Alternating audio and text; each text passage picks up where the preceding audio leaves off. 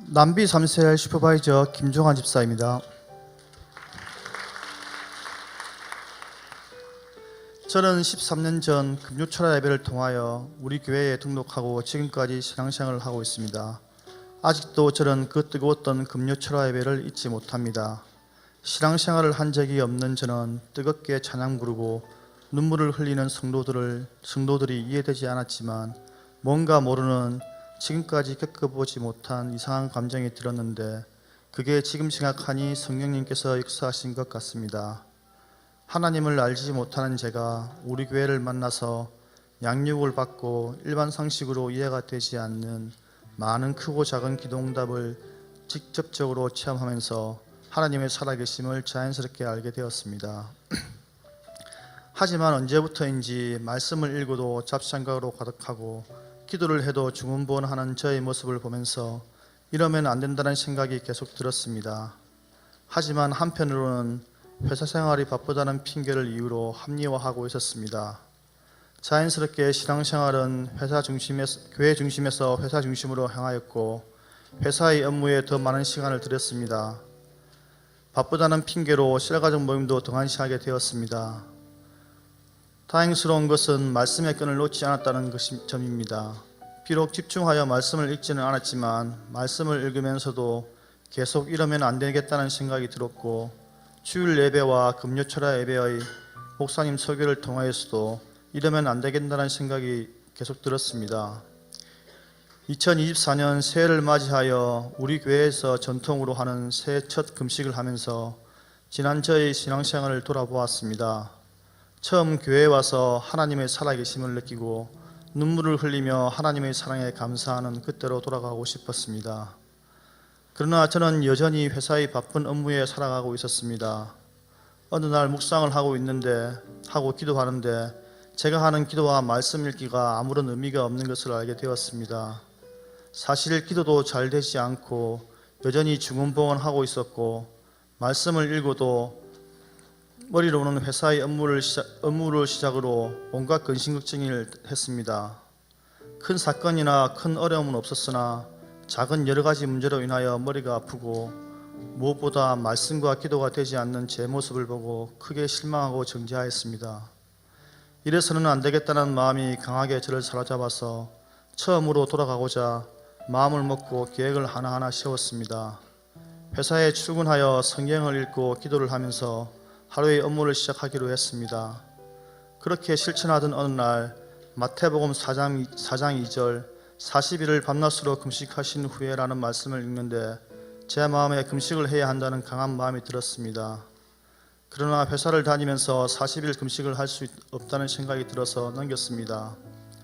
다음 날 아침 업무에 대한 간단한 회의를 하는데 제 마음이 여전히 편치 않았습니다. 계속 금식에 대한 마음이 있어 즉시 금식해야겠다고 결심했지만 그럼 40일을 해야 하나 휴가를 내야 하나 하는 온갖 생각이 마음을 흔들었습니다. 그래서 모든 것을 하나님께 맡기기로 하고 바로 금식을 시작하였습니다. 우리 교회에 와서 금식 기도는 그때가 두 번째였습니다. 첫 금식은 우리 교회에 온 지 얼마 되지 않아서 양육을 받을 때 금식 기도를 했습니다. 양육중 목사님께서 금식 기도를 하면 하나님께서 빨리 응답해 주신다는 말씀을 듣고 단지 기도응답을 빨리 받겠다는 한 가지 이유로 일주일간 휴가를 내고 교회 기도실에서 금식하였습니다. 그때는 단지 하루가 지났는데도 배가 너무 고파서 기도와 말씀이 되지 않았습니다. 그래도 시작했으니 해야 한다는 의지로 기도실에서 말씀을 읽고 기도를 계속 이어갔습니다. 당연히 제 혼자의 의지로 시작했으니 배고픔으로 인해서 잘 되지 않았습니다. 그래서 당장 그만두고 싶었는데 가족들에게 금식한다고 말을 하는 바람에 그만두기도 애매한 상황이어서 끝까지 7일간을 금식을 했습니다. 그렇게 마무리했던 첫 금식 기도가 떠올라서 마음이 편치 않았습니다. 그런 이전의 경험이 있었기에 이번 금식 기도는 하나님께 모든 것을 맡긴다고는 했지만 걱정, 근심이 완전히 없어지지는 않았습니다. 그러나 제 생각과 염려와는 달리 하루가 지나고 이틀이 지나게 되어도 이상하게 배가 고프지 않았습니다. 무엇보다 휴가도 내지 않고 평소와 같이 생활을 하면서 금식 기도를 계속하였습니다. 금식 후 말씀은 제 마음을 사로잡았습니다. 말씀을 통하여 저를 구원하기 위해 십자가에서 고난당하신 예수님의 모습이 떠올랐습니다.